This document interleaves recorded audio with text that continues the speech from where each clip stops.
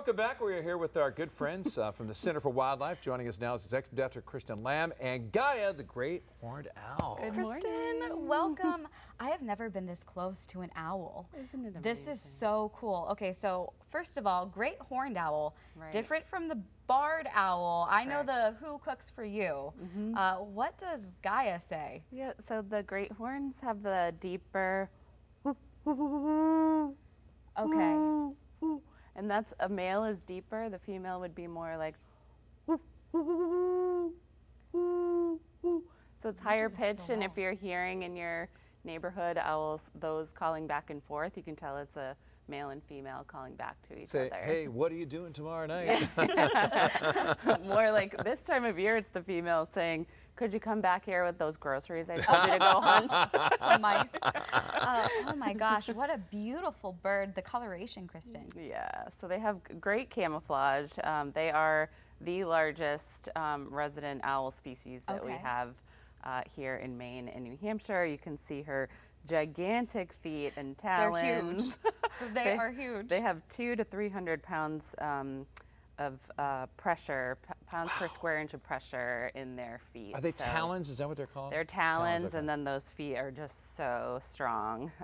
So when they are hunting their prey, which these guys are really responsible for a lot of rodent control. A family of great horned owls, we have babies that we care for every year. We have 3 baby barred owls right now in Barred care, owls. eating 6 to 8 mice a day. Oh, so wow.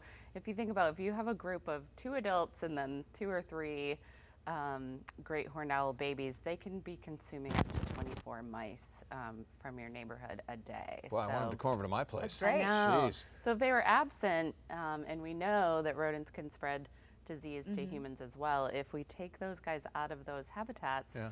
we would be in trouble. So they're invisible, these links to our own Yeah. health, but they are incredible. Gaia's appeared on our show several times. Tell the story how Gaia ended up at your place. Yeah, so a local family from Kittery, Maine, knew that in their backyard they had a great horned owl nest. So they watched Okay. the parents. They start nesting in January. They're already sitting on eggs usually February. The babies hatch out. Oh. Where all other wild animals February. are just trying to survive. Stay warm, yeah. And stay warm. They're just such great hunters that they're like, yeah, we can start babies early. So they knew that they had that nest. They watched the parents go back and forth. And then the whole family fledged, so they actually all will, the babies will fledge, and the family will head to summer hunting grounds. Yeah. So they'll practice hunting. They might miss 9 times out of 10, but the parents will supplementally feed them while they're getting the hang of it. She was left at the base of the tree for 3 days. So they observed her. They knew something was off. Yeah. They called us and rescued her. We saw that she had a permanent fracture up in her shoulder that had happened. We saw that through x-ray. It had happened probably when she was about 5 or 6 weeks old.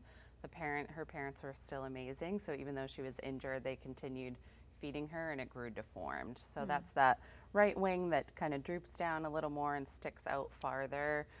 She can't sustain flight. She can't hunt on her own. And, Oh, wow. And so those are the ones we call our ambassadors. We would never keep an animal that could care for themselves in the wild, but sometimes we have ones with permanent injuries that have great temperaments, and they're fine with hanging out with us, so they make really good ambassadors for their species. How old is she now? She came to us in 2012, and Oh, she was a okay. baby. She was growing in some of her regular feathers, but she still had her downy fuzz Yeah. little horns. The horns. So she's 13.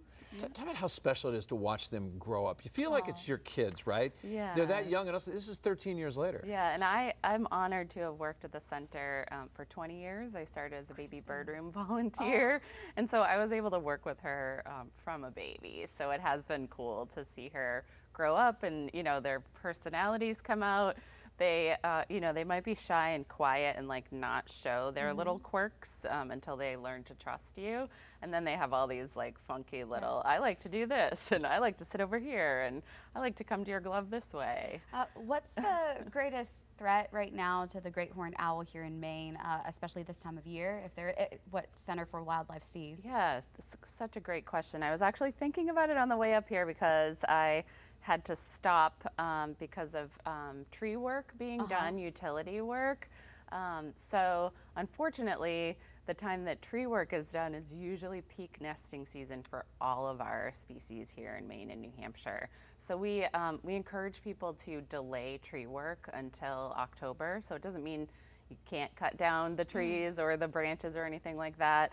And then we like to get the word out. We do have a lot of tree companies that are aware of where we are. They know that it's nesting season, so if they come upon anything when they're doing tree work, they at least will bring the animals to us.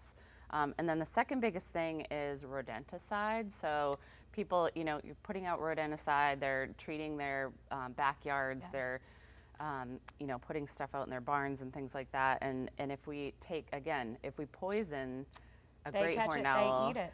then you lose someone who's actually doing a lot of rodent control for you. So there's just safer alternatives. We have less than 30 seconds, but talk about what's going on at the center right now. I'm sure you have camps going on and things like that. Yeah, summer camp, still have some spaces. Dino Day on Saturday, tomorrow, and then Beaks and Brews coming up in August, which is going to be so fun. Yeah, that sounds like a good time. Kristen, thank you so much for introducing us to Gaia again. Of course, thank you for having us. One more time, people forget, website? Yep, it's thecenterforwildlife.org.